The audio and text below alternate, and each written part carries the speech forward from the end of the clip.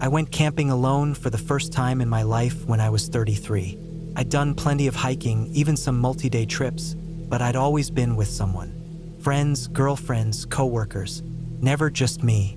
That year, things were different. A breakup, then a job I didn't care about, then a move across the state. I didn't want to talk to anyone. I didn't want to go out drinking. I didn't even want to watch TV. I just wanted to be outside, quiet, alone. No one needing anything from me. So I packed my gear, drove 5 hours to a remote section of national forest I'd read about, and parked at a gravel lot that was barely marked. There was no trailhead sign, just a small wooden post with a warn number on it. The spot was way off from any of the tourist-heavy routes. That's why I picked it. I had 3 days off work and brought enough food and water to last me that long. My plan was simple. Hike in 6 or 7 miles, set up camp, do nothing for 3 days, then hike back.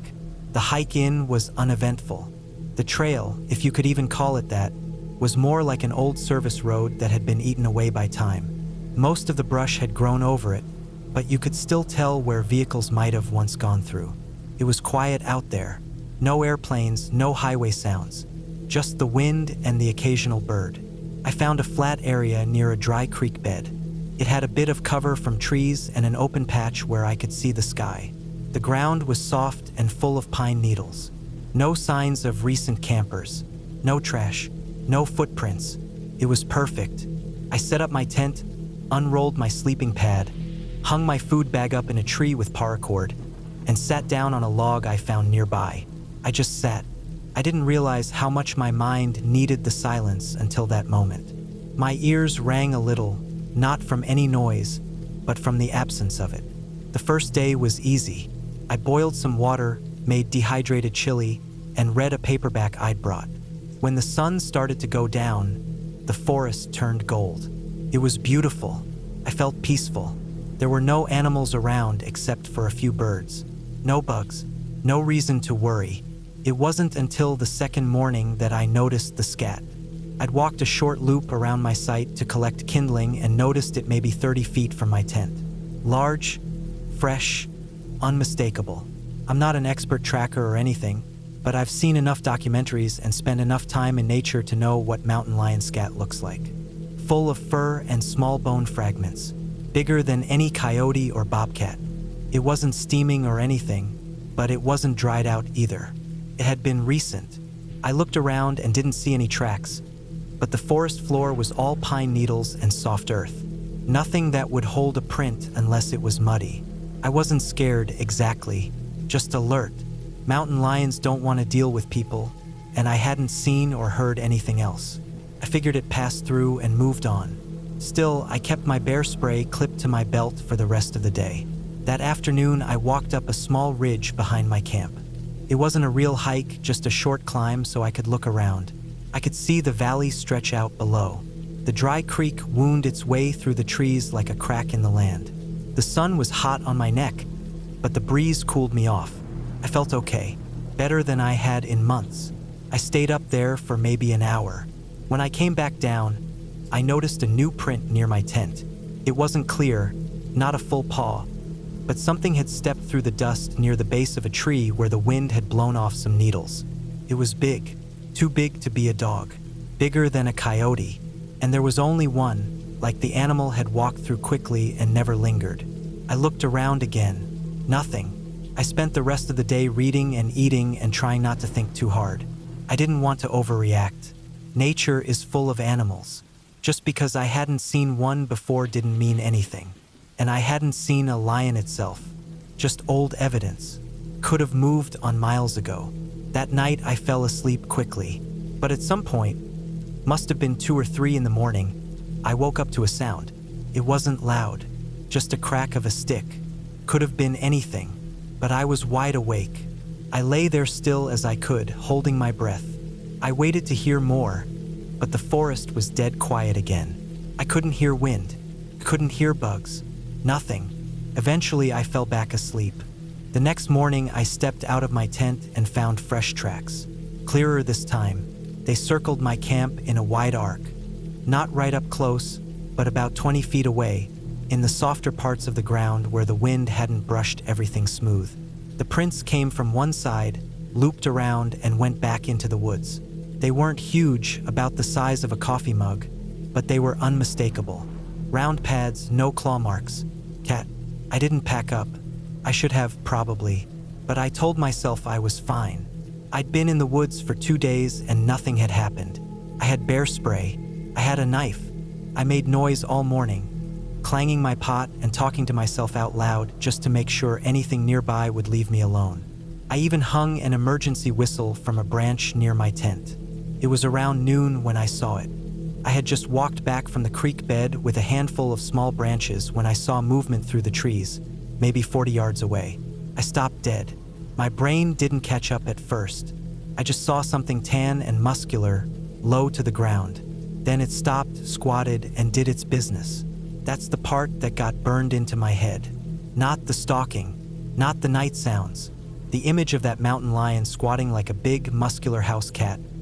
Back legs bent, tail twitching slightly, face pulled into this tight, uncomfortable grimace like it had just eaten something bad. The face looked like that meme of the cat with its lips pulled back and eyes all squinty. I wasn't afraid in that moment, not even a little. I was frozen, confused. It was such a ridiculous sight that my brain refused to process the danger. But then it stood up, turned its head in my direction, didn't move, just stared. Its body was long and lean with those huge shoulder muscles that ripple even when still. Its tail swayed behind it like a whip. I didn't run. I didn't even move. I just stared back. It didn't charge. It didn't growl. After maybe 15 seconds, it walked calmly into the trees and disappeared. I stayed frozen for what felt like a full minute. Then I walked back to my tent, slow and steady, and packed everything. I didn't stop to eat or rest. I just packed my gear, threw it all in my pack without folding anything, and started hiking. I left behind the extra kindling, some trash, even my paperback. The hike out took longer than the hike in. I kept checking behind me, scanning the trees, the bushes. Every sound made me freeze. A bird flapping, a squirrel jumping from branch to branch. Once I heard a rustle and sprayed my bear spray into thin air. I didn't feel safe until I saw my car. I drove 4 hours before I even stopped to use a bathroom. When I looked at myself in the mirror, I saw how pale I'd gotten. I hadn't realized I was holding my jaw so tight, but my teeth hurt. When I got home, I unpacked slowly. My gear smelled like smoke and pine. I tossed the bag of clothes into the wash, but I kept the bear spray close for the rest of the night. For days after, I couldn't stop thinking about that face. The way the lion had squatted there like any regular house cat, doing something so normal but looking so strained and strange. The fact that it had made eye contact after. Not scared, not aggressive, just aware. That was the part that stuck with me. Knew I was there. It had been circling my camp, watching me, and it hadn't run when it saw me. It just stared like I was the one out of place. The more I thought about it, the more I realized how lucky I was. Mountain lions don't usually show themselves. They hunt by ambush. If it had wanted to, it could have ended me before I ever saw it. But it didn't. That's what kept me up nights afterward. Not fear, but the question, why not? It had been watching me long enough to know I wasn't a threat. It had been close enough to smell my food, hear me walk around. Maybe it was just curious. Maybe it had seen 100 campers like me before. Or maybe it was young, testing boundaries. Whatever the reason, I never went back to that part of the forest. I kept hiking. I still camp, even alone sometimes. But I don't pick remote, unmarked trails anymore. I stick to established paths, places with signs and ranger stations and other hikers. I never go 3 days deep without a way to call out. And I never, ever ignore tracks. I still remember the look on its face. That tight, scrunched up expression like it hated what it was doing but had no choice. It was absurd. Funny even in the moment, but the way it watched me afterward, silent, confident, that's what reminded me. Out there, I'm not at the top of anything. I'm just another animal, and some of the others don't need to growl or roar to show me exactly where I stand. They just look, and that's enough. It started with the rental car. I'd never cared much about what kind of car I drove, but I remember this one. It was an old Kia Forte, kind of beat up, smelled like cheap air freshener and sweat when I picked it up. The headliner was sagging a little. The front tire had a wobble you could feel at higher speeds, but I wasn't going far. I had flown in to visit my mom and my brother. I figured the rental would just get me to the house, maybe out to grab food. I never planned to take it off the road, but that's what we ended up doing. My mom lives in a small town, one of those places with nothing going on but big backyards and little patches of woods separating the houses. Her yard runs long and flat for about 200 feet, then disappears into trees and brush. On the other side of that wooded patch is my brother's place. He bought it cheap a few years back, a split-level house with a falling-down shed and a yard that slopes down into what used to be an ATV trail. He cleared part of it out when he moved in, thinking he'd turn it into a fire pit or something, but never finished. That patch of land between their houses, just trees, low hills, weeds, deer paths, was something we used to mess around in when we were kids. There was no fence, no real property line, just vague ideas of ownership. A couple of footpaths crossed through it, mostly just from people walking or kids cutting through. It was the kind of place you grow up around and forget is even there. That's where we decided to take the car. I had the idea late in the afternoon after we'd spent most of the day doing nothing. We were sitting around. The air outside was warm, bugs buzzing low in the trees. The idea popped into my head out of boredom more than anything. I remembered there was an old access path running from his backyard toward Mom's. It curved around a big fallen tree, went through some brush, and reconnected with the edge of her yard after a couple of turns. It wasn't a road, just hard-packed earth with some shallow ruts from old ATV tires, but I thought the rental could handle it. It wasn't smart. The Forte wasn't made for anything like that, but we were both bored and curious and figured, worst case, we'd get stuck in some mud or scratch the sides up. Nothing we hadn't done before in worse cars. We rolled down the backyard slowly at first. The sun was just starting to drop behind the trees, casting everything in long shadows. The grass in his yard was dry and yellow in places, the ground uneven with soft dips where water had carved shallow troughs over time. I eased the car toward the old trail. The first few feet were fine. The tires bumped gently over low roots, and the branches brushed the windows. The undercarriage scraped once or twice, but nothing serious. We both laughed a little. It was stupid fun, like something we'd have done at 16. After the first turn, the path dipped. There was a narrow trench cut between two sloping banks of brush, just wide enough to squeeze the car through. The headlights were on by then, weak yellow beams lighting up low branches and dusty weeds. I took the turn slowly. The car groaned as the front end angled down, and we slid a little before leveling out again. It got dark fast. The trees on either side were dense, and the trail narrowed even more. I couldn't see more than 30 feet ahead. The headlights barely cut through the branches. Everything looked damp and gray, even though it hadn't rained in days. It was quiet too. No birds, no wind, just the sound of tires rolling over dry leaves and the occasional thump of a twig under the car. I made another turn, this one tighter and steeper. We climbed a short hill, tires slipping on loose dirt, and came over the ridge into a shallow hollow. That's when we saw them. Dozens of them. They lit up in the headlights like beads of glass, bright, reflective dots floating in the dark. At first, I didn't understand what I was seeing. The eyes weren't moving. They just stood there, clustered low to the ground, scattered across the trail and into the brush on both sides. I hit the brakes hard. The car skidded slightly in the dirt. My foot stayed frozen on the pedal.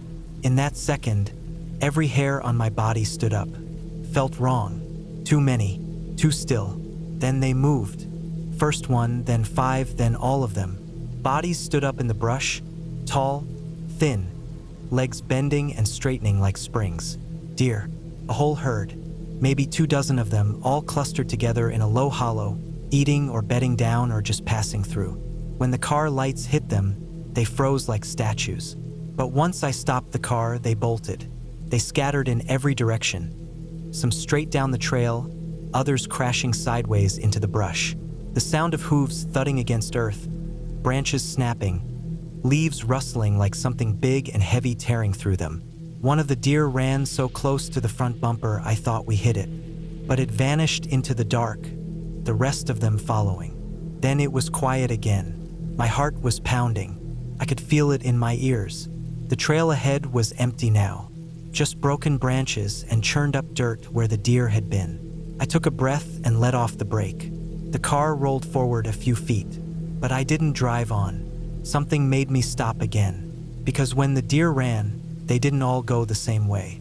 Most had run away from the car, deeper into the trees, but a few, 3 or 4, had broken left toward the thickest part of the brush, and they hadn't come out. I looked to the left, squinting through the glass. The headlights lit up a narrow strip, and beyond that, everything was shadows. There was movement in the brush. I could see it, not big, not loud, just slight shifting in the undergrowth, like something was still there. One of the deer maybe stuck or confused. I rolled the car forward another few feet and turned slightly to angle the lights that way. The brush lit up, branches bent under soft movement. I could see the shape now, just the edge of it. Tan brown, the curve of a back, part of a leg. It wasn't running. It was crouched down, low. It didn't move like the others. It wasn't struggling or trying to flee. It was just sitting there. I thought maybe it was injured. Maybe I clipped it with the bumper and didn't feel it. I put the car in park and turned off the engine. I don't know why I did that. Curiosity, I guess. Something about the way it just sat there. The air inside the car went quiet. I could hear insects now, the hum of evening bugs in the grass. Far off, the soft call of a bird. But I could also hear the brush, the shifting sound of something large, breathing. I opened the door. The ground crunched under my foot. Dry dirt. I stepped out slowly, walked around the front of the car. My brother stayed inside. He didn't say anything. I could feel him watching me through the windshield. I moved closer to the brush. 10 feet. 5. Then I saw it. Not just a deer. 3 of them, huddled together behind the branches. But they weren't standing. They were crouched low to the ground, legs folded under them. One of them had its head tilted sideways, not like it was looking at me, more like it was listening to something else. Another had its head down, but not eating, not grooming, just still. They were too close together. I could smell them, wet fur, sour musk, dry dust and heat. I froze. Something felt off. Not just the way they were sitting, but the way they weren't reacting to me. Most deer, if you get anywhere close, bolt. These didn't. Then one of them turned. Slowly. Its head turned toward me, not fast like an animal, but smooth, like it was testing the air.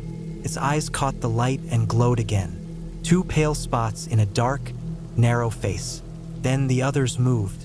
Same way, turned toward me, legs still folded, heads rising just a little. Not aggressive, not afraid, just wrong. I backed up, slowly at first. Then I turned and walked quickly to the car. I didn't run. I didn't need to, but I didn't look back either. I got in, shut the door. The headlights were still on. I put the car in drive, backed up until I had enough space to turn, and rolled forward through the clearing. As I passed the spot, I looked out the side window. They were still there, still sitting. One of them was standing now, but not upright. Front legs straight, back legs folded. I didn't stop again. I drove the rest of the trail, made the last turn into my mom's backyard, and didn't look back. We didn't talk about it. There was nothing to say. I returned the car the next morning. Didn't mention the scratches down the side or the scrape under the bumper. Nobody asked. But now, whenever I see deer near the road, I slow down. I watch them, not because I'm afraid of hitting them, but because sometimes, just sometimes, one of them looks up at me and doesn't move. And I remember that night, when the eyes in the brush didn't run. They just sat and waited. It happened a long time ago, maybe 25 years, maybe a little more. I was a teenager back then, maybe 16 or 17, and we were out camping in Cowlitz County, Washington. Just 4 of us. My dad, my uncle, my cousin, and me. We weren't the kind of campers who stayed at those public campgrounds with picnic tables and bathrooms. We liked the wild, real forest. We drove deep into the trees, past gravel roads, until we were the only ones out there. No other campsites around, no cars, no lights. Just us, the trees, and the dark. It wasn't our first time in that area. My dad and uncle had been coming out there since they were kids. They swore by the place. Quiet, untouched, good for fishing and hunting, and not too many people knew about it. We brought a couple of tents, some gear, a cooler of food, and not much else. It was supposed to be just a normal weekend trip. But that night stuck with me in a way I can't forget. We set up camp late in the afternoon, near a little clearing with a fire pit that had probably been used by someone else once or twice in the past. You could tell by the old, blackened stones arranged in a circle. We gathered some dry wood and lit a fire after the sun dropped. The temperature started to fall fast once the sun was gone. Typical for the area. It wasn't cold enough to snow, but it was cold enough that you'd want to stay near the flames. We sat around the fire that night, roasting some hot dogs on sticks, drinking coffee from old tin mugs, and just listening to the sounds of the forest. The trees creaked every now and then. You could hear the occasional owl, maybe some frogs far off near the creek. But mostly it was still, calm. At some point, I stood up to take a leak and walked a few feet from camp, flashlight in hand. I didn't want to go too far. I'd heard stories about people getting turned around in the dark and walking the wrong way, never to be seen again. I pointed the flashlight at a tree and froze. There were eyes, 2 of them, high up, just sitting there in the dark between the branches. They weren't moving, just staring back at me, and they were red. Not glowing red like something from a horror movie, but reflecting red from the flashlight beam, the way a deer's eyes or a cat's might catch light at night. But these were higher than a deer, higher than a bear even. I stood there for maybe 10 seconds, breathing slowly, trying not to freak out. Then I slowly backed up and walked back to camp. I didn't say anything. I didn't want to ruin the night or sound like a scared kid. Everyone seemed calm, laughing, and talking about fishing, but I stayed quiet and kept glancing over my shoulder toward the tree line. A few minutes passed, then I saw something else. A rock landed right next to the fire. Not a big one, maybe the size of my fist. Then a little stick came flying in from the other direction and bounced off one of the folding chairs. We all noticed that. It was weird. At first, we thought maybe it was just branches falling from the wind or something loose getting kicked down a hill. But it didn't feel random. It felt like it was being thrown at the fire, not just falling. They weren't big enough to hurt anyone, just enough to get your attention. Every 5 or 10 minutes, another small stick or rock would land near the fire. Always near the fire. Never at the tents, never behind us. Always near the center of the camp. My uncle finally stood up and walked a circle around the camp with his flashlight, thinking maybe some raccoons were messing with us. But he didn't find anything. No rustling, no eyes in the dark. Just empty trees and leaves. After about an hour, it stopped. No more sticks. No more rocks. Nothing. The fire was starting to burn down, and we were all getting tired anyway, so we put the last logs on, made sure it was going to burn low but safe, and crawled into the tents. My dad and I were in one. My uncle and cousin were in the other. I didn't fall asleep right away. I never do the first night out. I laid there, zipped up in my sleeping bag, listening to every little sound outside the thin tent wall. Every twig snap, every brush of wind sounded like something walking nearby. But I kept telling myself it was just my imagination. I eventually drifted off sometime after midnight. I don't know what time it was when I woke up. Maybe 5 a.m. It was still dark out. The kind of dark that doesn't let your eyes adjust. There was no moon, no stars. The fire had burned down to almost nothing. It was dead silent. Then I heard it. Footsteps. Slow, heavy ones. Not close, but not far either. Maybe 20 feet from the tent, moving through the leaves. They weren't sharp like a deer or fast like a rabbit. These were long, deliberate steps, like something walking upright, like a person, but not running, just walking. One step, then a pause, then another step. It wasn't circling us. It was just moving straight past the tents, slow and steady. Then the smell hit me. It was awful, like wet dog mixed with rotting leaves. maybe something dead, maybe something alive but filthy. It filled the tent so fast I could almost taste it. I could hear my dad breathing harder next to me. He was awake too. I didn't say anything, but I knew he was alert. Then, without warning, my dad sat up and slammed the side of the tent with his hand. He yelled, loud and sharp, telling whatever was out there to get lost. There was a pause.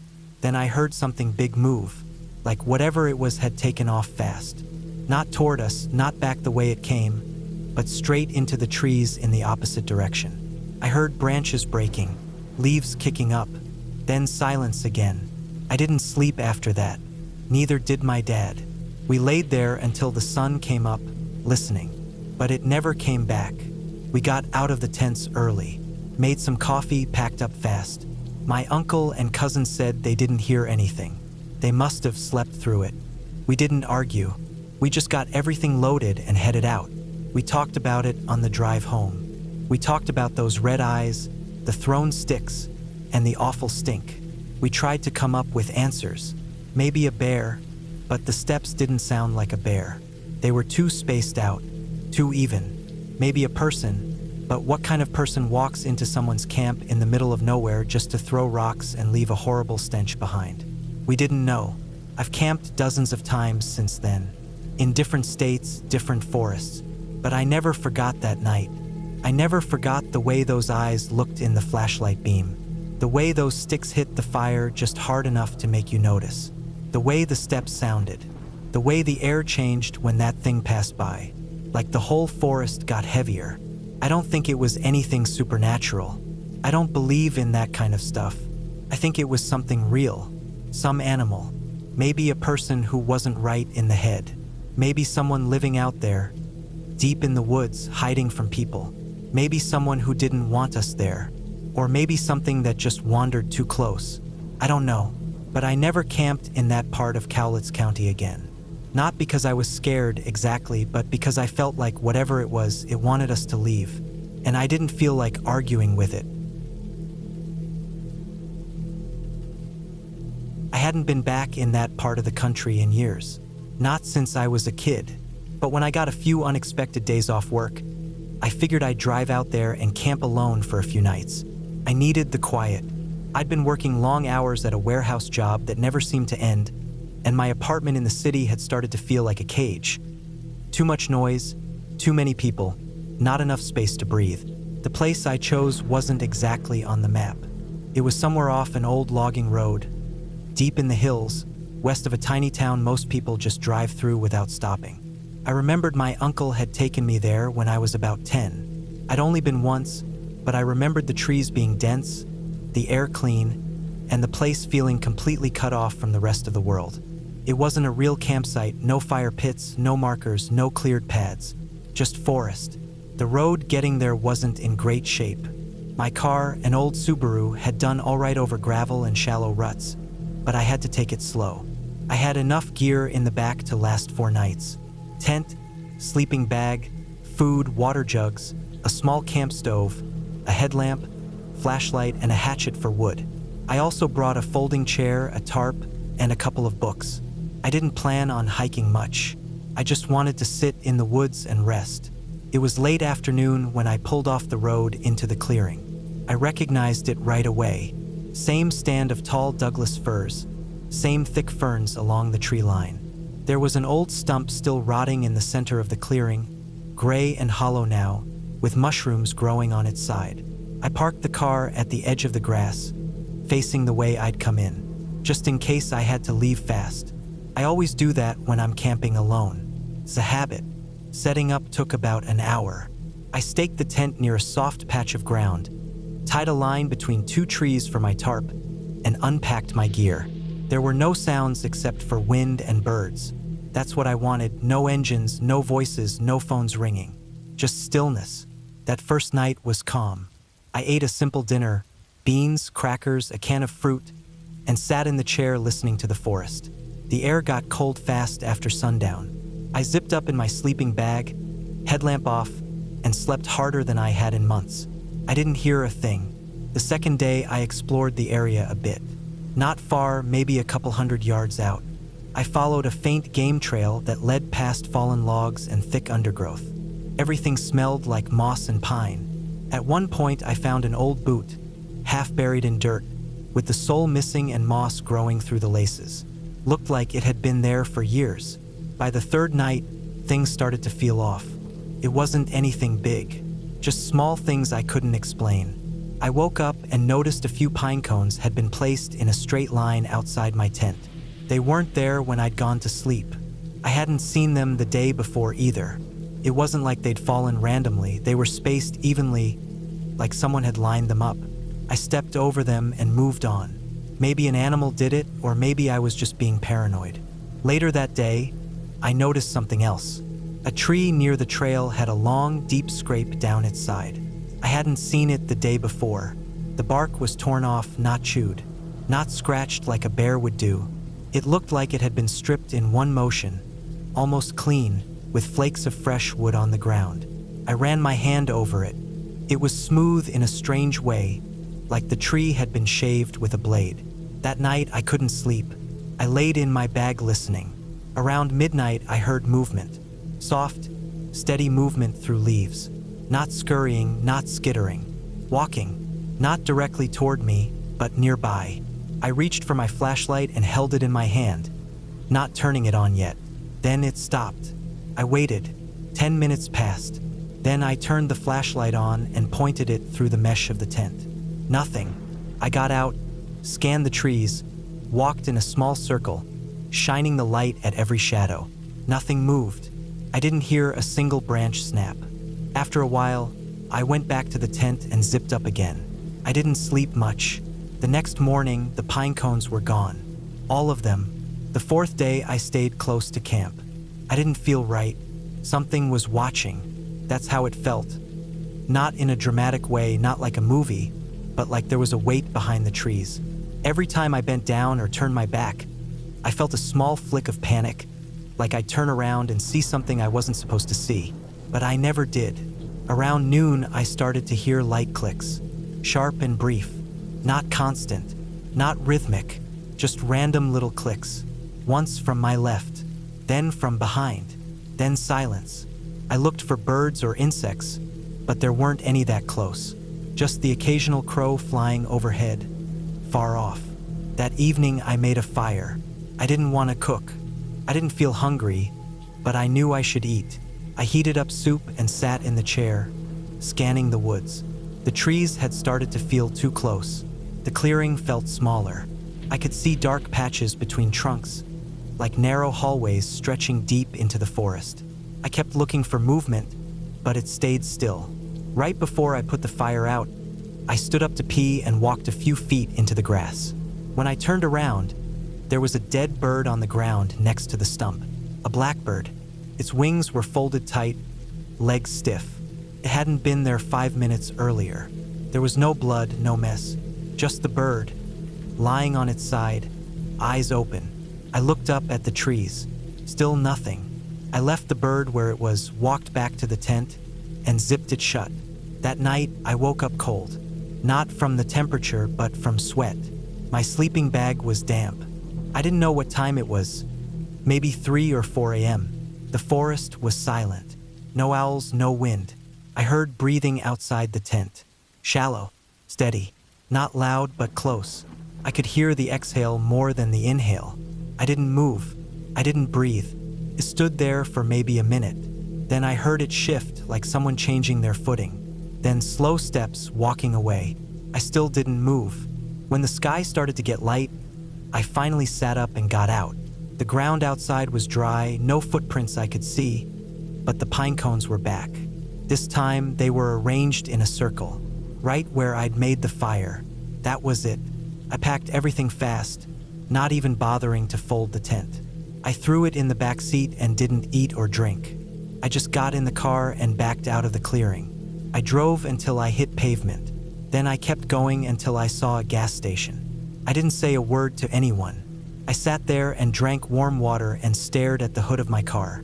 I didn't report anything. I didn't tell anyone until now. But I know what I felt. I know what I heard. I know something was out there, and it wasn't a bear. It wasn't a person playing a prank. It didn't leave signs of tracks, didn't make normal animal sounds, and didn't take anything. It just watched and waited. I don't know what it wanted, but it didn't want me there. And now, weeks later, I'm back in the city, back at work, back to normal. But last night, I woke up and found 3 pine cones on my windowsill. I live on the 3rd floor. I locked the window. I threw them away, but I haven't slept since. Someone I told just laughed and said, "Well, that's where I am now, so thank you." I didn't answer, because I knew what he meant. He's out there now, and I didn't warn him. Not really. A few summers ago, I decided to spend a long weekend camping alone in Washington.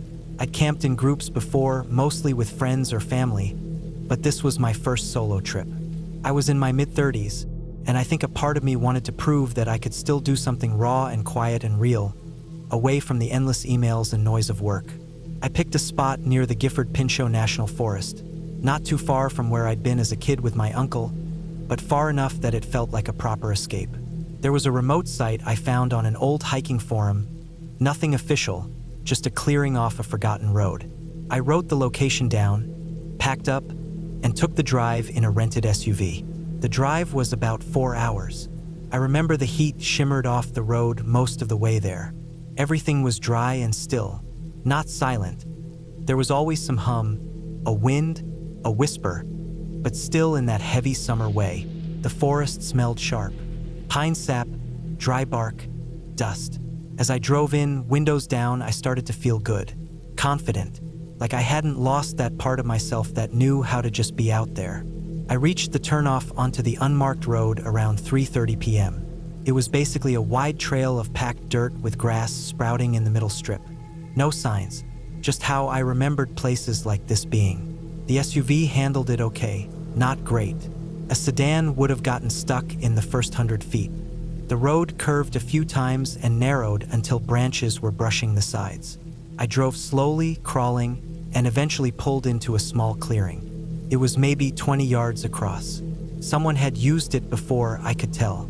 There were signs of fire rings, broken logs, and some blackened stones stacked in a circle.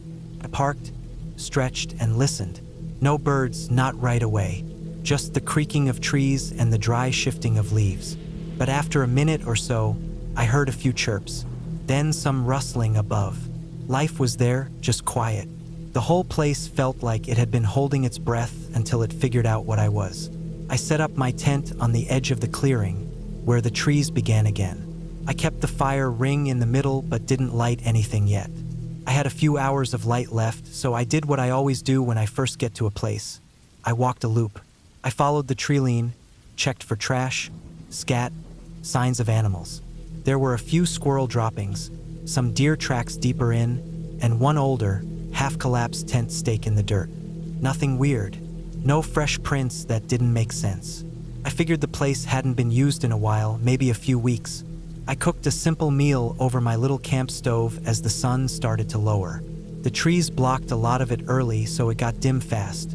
I didn't bother with a fire that first night. I ate, cleaned up, locked my food in a bear can, and crawled into my tent with a headlamp and a paperback. It was quiet. I fell asleep fast, the air still warm and the smell of pine hanging thick around me. The first night was uneventful. I woke once around 3 a.m. to pee, stepped out, did my business behind a tree, and got back into the tent. I thought I heard a soft rustle up in the branches as I zipped myself back in, but I was too sleepy to care. That's normal in a place like this. Something's always moving somewhere. The next morning I made coffee and oatmeal. Sat on a flat log I'd rolled near the fire ring and let the sun filter down onto my face. Everything felt right. I packed a small bag and took a hike along what looked like an old game trail. It led me uphill through denser forest. The air got cooler up there, and I remember hearing a woodpecker at one point, sharp and fast. I made a loop, maybe 5 miles total, and got back to camp late afternoon. I decided to light a fire that night.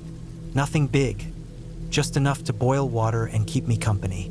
I sat by it as the light went down, staring at the flames, letting the heat warm my shins. That's when the first pine cone hit. It wasn't loud, but it landed close. just a sharp thump in the dirt maybe 10 feet away. I glanced up. There were trees above me, of course, but I wasn't sitting directly under any branches. I figured it must have dropped from somewhere higher and bounced. A few minutes later, another one landed, closer.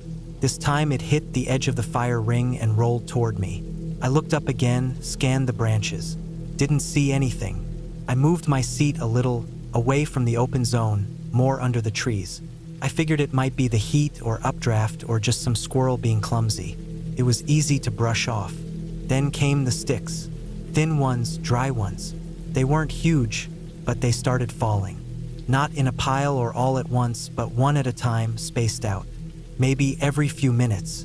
All of them landing somewhere near the fire ring. Once again, not directly at me, just near the fire. Like it was on purpose, but cautious. I remember sitting there trying to reason through it. I was the only one out here. It wasn't wind. The trees were mostly still. There was no rustle of branches like you'd expect if things were just being shaken loose. It felt directed. I stood up, walked around the fire a bit, looked up again. This time I caught movement. A flash of fur, quick and jerky. Something small, maybe a squirrel, high up. Just the one. Couldn't be sure. I sat again, waited. Another pine cone came down, hit a rock, bounced into the fire. Sparks leapt. That felt different. I got a weird twist in my stomach, and I remember thinking, why would a squirrel throw something into fire? Animals are curious, sure, but that felt off. Eventually, it stopped. Just like that. No sound, no more cones or sticks. Just the crackle of the fire and the dark all around. I let the fire burn down naturally, covered it with dirt and water before turning in. That night, I slept light. At one point near dawn, maybe 4:30 or 5 a.m., I woke to the smell. It was sharp and rank, like wet fur and rot. I've been around dead animals before, but this was different. It had a kind of sourness to it, like something not just dead, but diseased. I stayed still for a moment in my sleeping bag, listening. That's when I heard the footsteps. Soft, careful, moving slowly around the tent. I could tell it was bipedal. The pace and spacing were wrong for 4 legs. It wasn't heavy, it didn't crash or stomp, but it had weight. You can hear that kind of pressure on the earth. It shifted from one side of the tent to the other. I held my breath. There was no sound of breathing, just steps, then stillness. A stick cracked somewhere behind the tent. I reached slowly for the small hatchet I kept beside my sleeping bag. Just held it, didn't unzip, didn't move. I lay there, gripping it, listening. Then the smell started to fade. I didn't hear it leave, not really. The forest just slowly became quiet again. I stayed awake until it was fully light. Only then did I unzip and step out.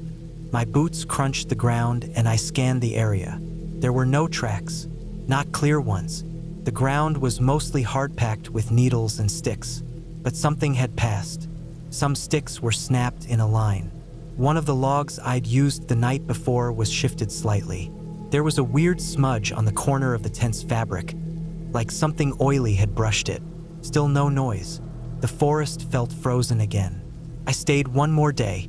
I told myself I wasn't gonna run just because of some weird stuff. I kept close to camp, gathered some more wood, stayed armed. Nothing happened that day.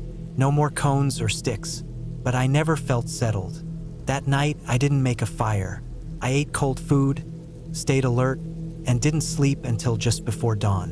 When I woke, everything was quiet, but high up in one of the trees, right above where my fire had been, I found a pile of pine cones and sticks, gathered in the crook of 2 thick branches like a nest. And in that pile, in the middle, was a small broken piece of glass, like from a headlight, just sitting there, out of place, gleaming. I packed up fast, left nothing, made it out by noon. On the drive home, I told myself it was just a squirrel, just a weird, territorial squirrel with a lot of time on its hands. Could have been something like that, sure, but something about how it threw, how it aimed, still bothers me. I've camped since, but not alone. Not in Washington, not near trees like that. I didn't think I'd ever go camping again after that first night in Arizona. But you know how it goes. Time dulls the edges of bad memories. That first trip was scary, sure, but it didn't end in anyone getting hurt. Just a freak encounter with a guy sniffing our tents like a dog. We all left right after, no hesitation. But a year passed and somehow everyone just laughed about it. Even me. When my friend Mason suggested we go back to the same general area, I should have said no. But I didn't. I guess I figured lightning wouldn't strike twice.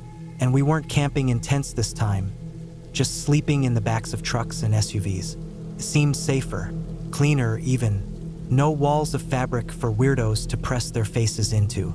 Just steel and windows and locked doors. We thought we were being smart. We were not. There were 5 of us. Me, Mason, Trent, James, and Mason's younger cousin Nate, who was new to the group and kept asking about the sniff guy. He thought it was hilarious. I laughed along with him, but inside, I didn't find it all that funny. Not after waking up in a cold sweat at 3 a.m. for the 3rd time that week just because the wind rustled against my apartment window. We took 2 trucks and my SUV. Everyone loaded up with coolers, sleeping bags, and cheap folding chairs. We kept things simple, no tents, no fancy gear. Just campfires and beers and the smell of desert air. The site was about 30 miles off a county road, buried deep in the Sonoran Desert. There was no cell reception after we passed the last gas station. That was the point, according to Mason. We arrived in the late afternoon. The place was about as remote as it gets. Saguaros all around, thorny bushes stretching in every direction. You could see the horizon for miles, and it felt like we were the only people left on Earth. There wasn't much wildlife, just the occasional buzz of an insect or rustle in a bush. Hot, dry, empty silence.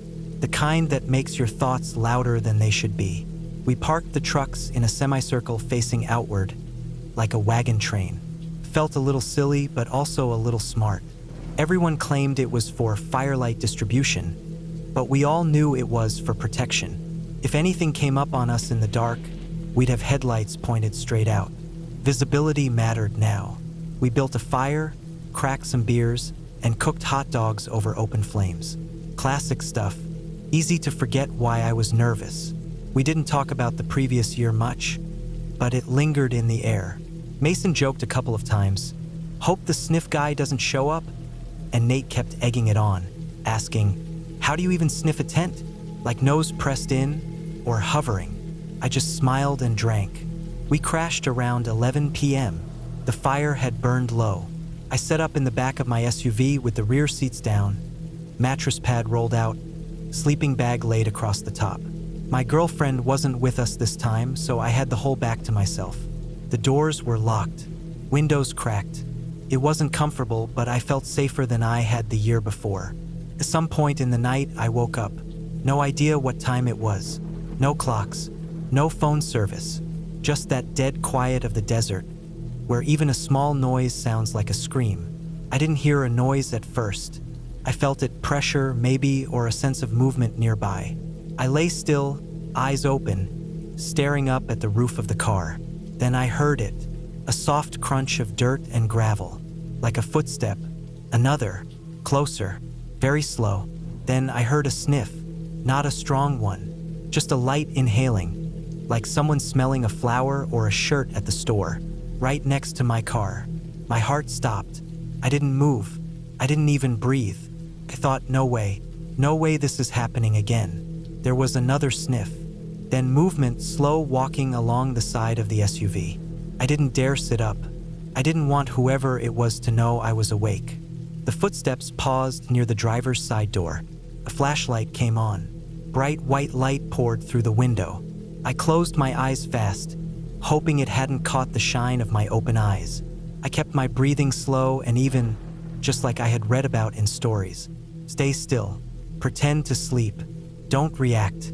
The light stayed for what felt like forever. Then it moved away toward Mason's truck. I cracked one eye open just a bit and tilted my head, barely enough to see the person standing there, maybe 20 feet away. Not a bear, not a coyote, a man. Older, maybe late 50s or 60s, judging by the slouched posture and white facial hair. He wore a hoodie and some kind of pants that looked loose and faded. Not camping gear. Not anything that made sense out here. He had something slung over his back. Could have been a bag, or maybe a jacket. I couldn't tell in the low light.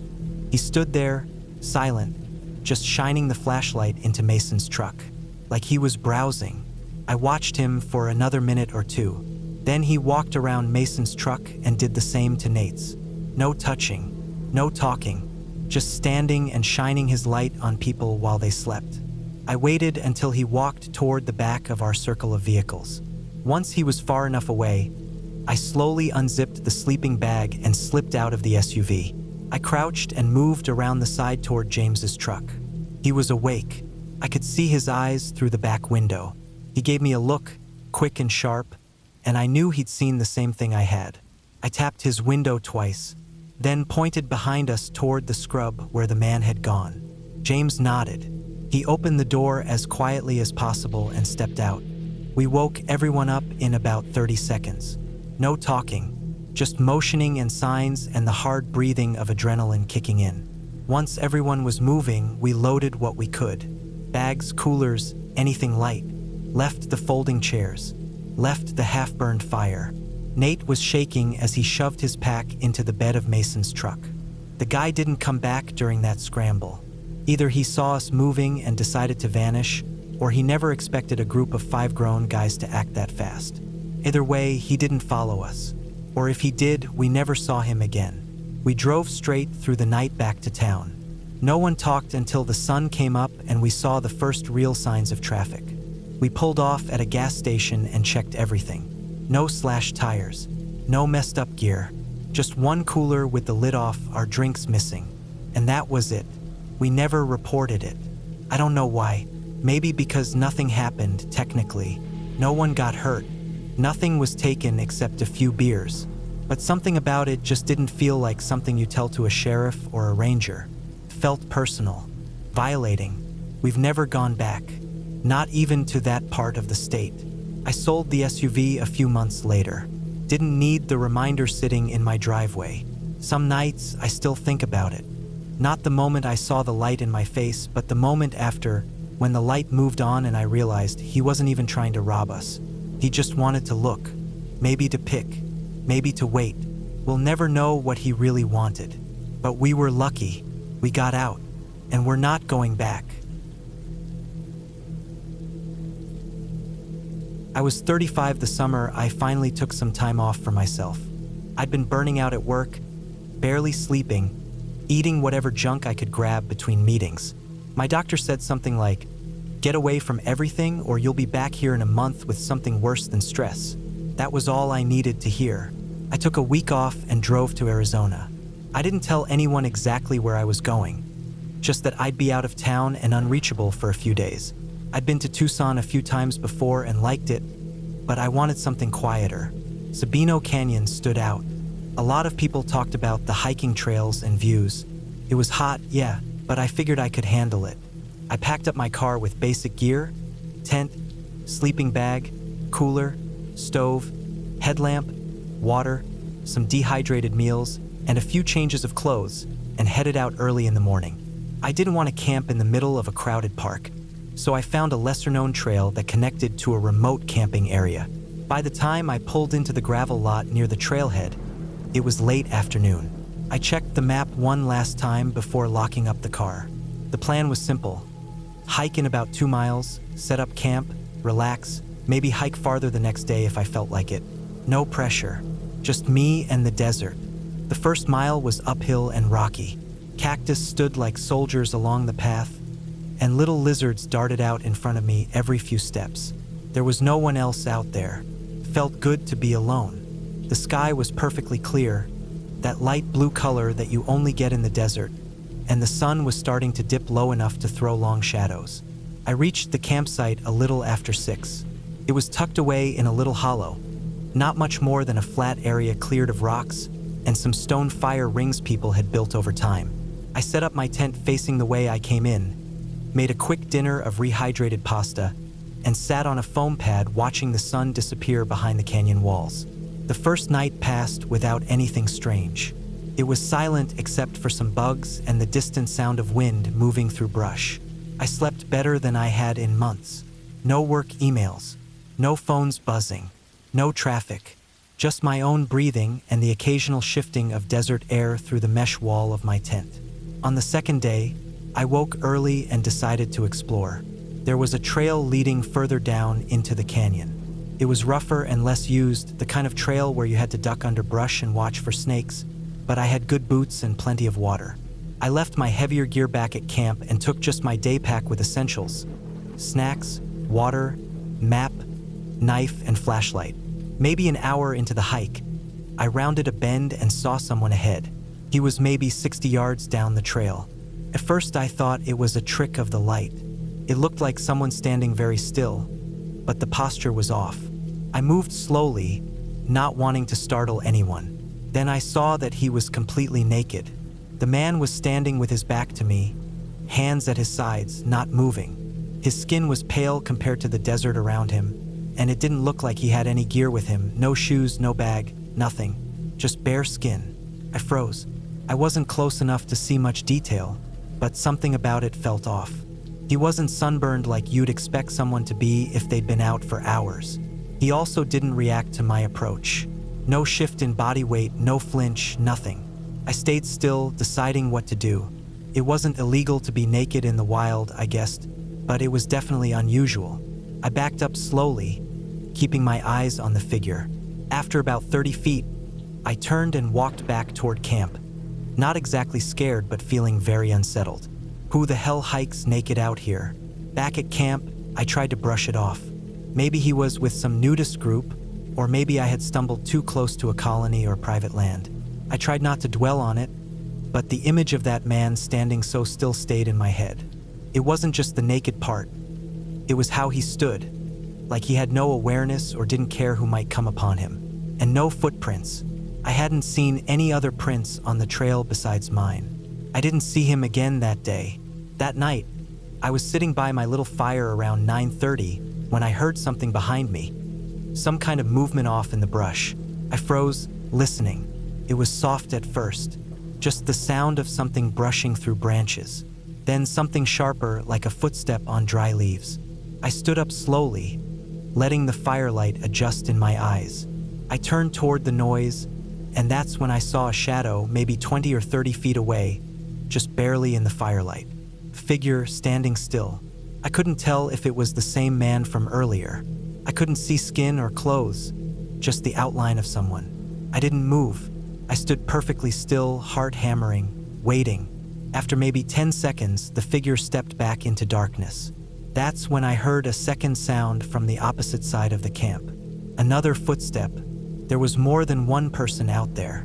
I grabbed my headlamp and flicked it on, but I saw nothing, just empty trees and brush. I backed up toward my tent, heart pounding, trying to make myself look big or alert or whatever would make them go away. Eventually, everything went quiet again. I didn't sleep that night.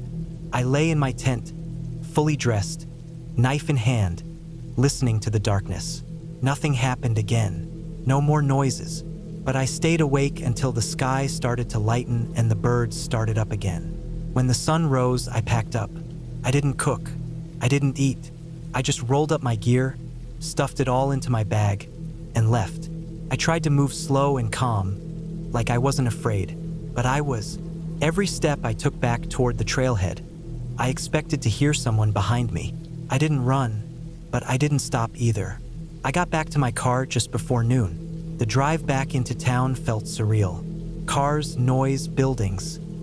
It all felt foreign after what had happened. I stopped at a gas station outside of Tucson to fill up and bought a sandwich. The girl at the counter asked if I'd been hiking. I said yes, and she just nodded. I didn't tell her about the man or the shadows. What could I say? That someone had been naked in the canyon? That more than one person had circled my camp? I didn't know how to explain it in a way that made sense without sounding crazy. Later that week, I did some research. Turns out there really is a nudist area not far from Sabino Canyon. Some people say they hike around there freely, though it's not exactly legal. Other people say there are squatters or folks living out in the desert who don't want to be found. I don't know what I saw. Maybe it really was just a guy who liked to hike naked, and maybe the shadows that night were just other campers. But the way they stood there, the way they moved together like they were watching me, that stuck with me. I haven't been camping alone since. Not because I'm scared of nature, but because sometimes it's not the animals that you have to worry about.